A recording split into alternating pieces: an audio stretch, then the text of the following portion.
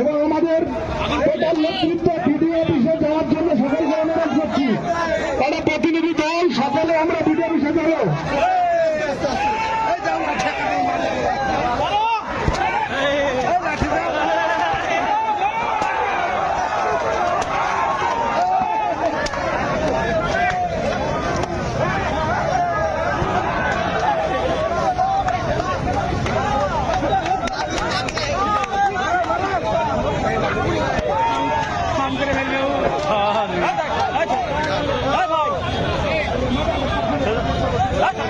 চল চল চল চল চল